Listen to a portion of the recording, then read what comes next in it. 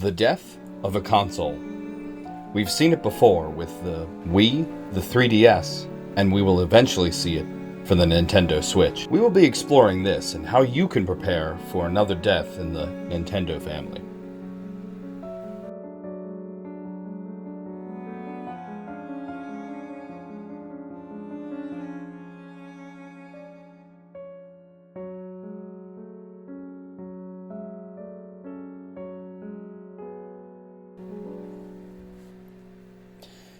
Excuse me, we need to interrupt your grieving process for a quick announcement. We are giving away a modded Steam Deck at the end of May. We've already announced the winner of the April contest in the community tab, so go over and check there for the winner. If you'd like to be considered to win, subscribe and check the community tab at the end of May. Now, please excuse me while I let you get back to the service. We begin our service today remembering the life this generation of gaming hardware has provided and the fun that we all had. This is the Nintendo Switch. This is the Nintendo Switch Lite and the Nintendo Switch OLED. The hardware for these consoles, even when it was launched 7 years ago, was underpowered, but this didn't stop the Nintendo Switch line selling more than 150 million units. The unique design, interesting games, and wide appeal is why these things have been so popular, selling for more than 7 years and will continue to, even when Nintendo decides to put the Switch eShop in its grave. So what does this mean for our dearly beloved today? Well, Nintendo hasn't confirmed anything, but everyone can smell what Nintendo's got cooking up, and that is a new generation of the next console. People are speculating, and many are taking wild guesses at what it will actually be, and there's tons of cool renders of these things, but not anything particular from Nintendo themselves. And even though it's been pushed back, I think we're going to be seeing a new console in 2025, be it good or be it a Wii. But what about our hardware? That current gen Nintendo Switch Lite that you've put hundreds of hours into Pokemon on. Well, I think there's a path forward, and this is generally how Nintendo's played this out over different console generations in the past. This is the Nintendo 3DS. They had multiple generations of different hardware and an absolute slew of fantastic games that were exclusive to just the 3DS, and are pretty much nowhere to be found other than buying a used copy on eBay now that the eShop is gone. This is why I've taken the step to mod my 3DS and preserve my game collection, in addition to adding emulation support for stuff like the GBA. Now, all of my games live on my modded device, making them still playable for the foreseeable future. Now, if you're looking for a video on how to mod the 3DS, some great ones are down in the description below. But this is where I see the Nintendo Switch line eventually ending up.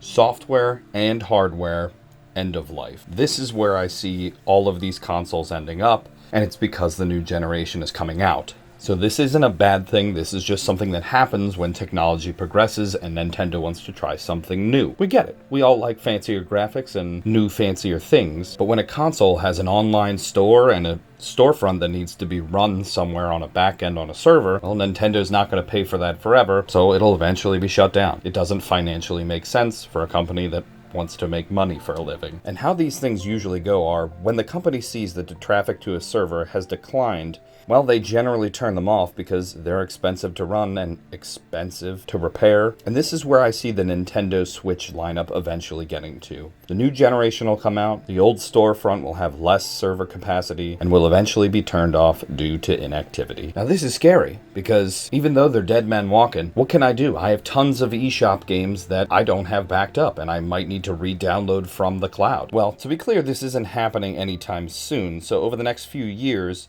if you update your system, download all of your games, and make copies of the files to a safe spot like a hard drive, you'll be able to hold on to these files for as long as you keep them backed up. This also doesn't mean that Nintendo isn't going to make remakes or remasters of old games for a new generation. The amount of games that have been remastered is great, but maybe you have a favorite title that's not that popular and won't get a remake. So maybe just back up the ones that you really think are the most important and plop that console on a shelf for looksies. So where does this leave our current generation of consoles? And I don't really believe that there's a bad time to hop into a console. Sometimes a lot of people will get the console once it's on sale or once it's end of life because they can get it for really cheap and have the same experience just at a later date. So if you're looking to pick up one of these consoles, it's not a bad idea if you want to pick up a used copy of a Nintendo Switch, do a complete refurbish, and buy some used cartridges, because you're gonna get most of the experience and the enjoyment as long as you understand what you're paying for. If you're paying for just that specific title and the console,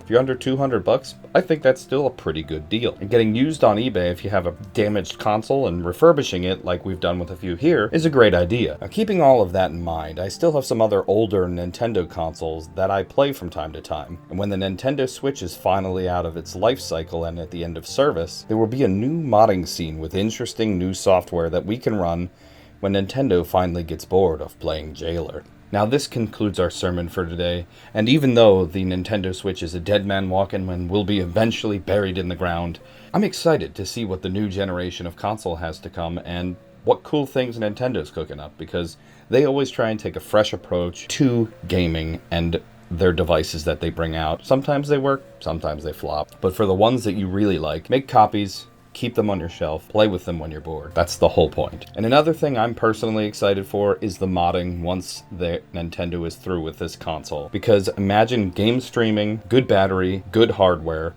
good screen, all of the Switch games you can play, and a streaming console all built into one. Well, that's what we have right now. We just have to wait till those absolute lads over at Google figure out how to get this thing on Android. And actually, thinking about that now, I can't wait for the eShop to be in the ground.